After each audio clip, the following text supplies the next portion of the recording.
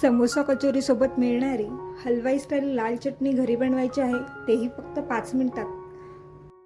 समोसा असो, कचोरी असो किंवा ढोकळा, या लाल चटणीशिवाय खाण्याची मजाच नाही.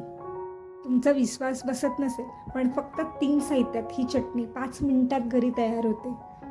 चला तर मग 5 मिनिटात ही चटणी घरच्या घरी कशी बनवायची ते बघूयात. तुम्हाला समोसा कचोरी सोबत कोणती चटणी खायला आवडते हे मला कमेंट करून नक्की सांगा. रेसिपी आवडली असेल तर चॅनलला लाईक, शेअर, सबस्क्राईब करायला अजिबात विसरू नका. चला तर मग रेसिपीला सुरुवात करूयात. सर्वात आधी इथे एक पातेलं घ्यायचं, त्यात अर्धी वाटी साखर, तुम्हाला जितकी चटणी करायची तितकी साखर, पाऊण वाटी पाणी आणि 2 चिंचेचे तुकडे घालून छान एकसारखं हलवत एक उकळी काढून घ्यायची.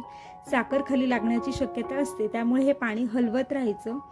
इथे बघू शकता पाण्याला छान उकळी आली आहे, चिंचेचा अर्क पूर्णपणे पाण्यात उतरला आहे, पाण्याचा हलका लालसर रंग आला आहे. त्यामुळे चिंचेचे तुकडे बाजूला काढून घेऊयात. तुम्हाला हवं असल्यास तुम्ही हे पाणी गाळूनही घेऊ शकता. त्यात अर्धा चमचा लाल तिखट, चवीनुसार काळे मीठ, साधे मीठ आणि हलकासा खाऊचा लाल रंग घालून एक उकळी काढून घ्यायची. उकळी आल्यानंतर अर्धा चमचा कॉर्नफ्लॉवर पाणी घालून त्याची छान स्लरी करून घ्यायची.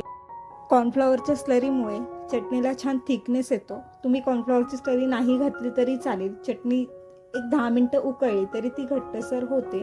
इथे मी कॉर्नफ्लॉवरची स्लरी वापरते, त्याने पटकन चटणी इन्स्टंट तयार होते. इथे मी स्लरी घातलेली आहे. स्लरी घालून एक उकळी येऊन द्यायची, त्यामुळे कॉर्नफ्लॉवरचा कच्चेपणा निघून जातो आणि चटणी छान थिक होते. इथे बघू शकता चटणीला छान थिकनेस आलाय. चटणी तयार आहे. गॅस बंद करून घेऊयात. काय मग 5 मिनिटात झाली ना समोसा चटणी तयार.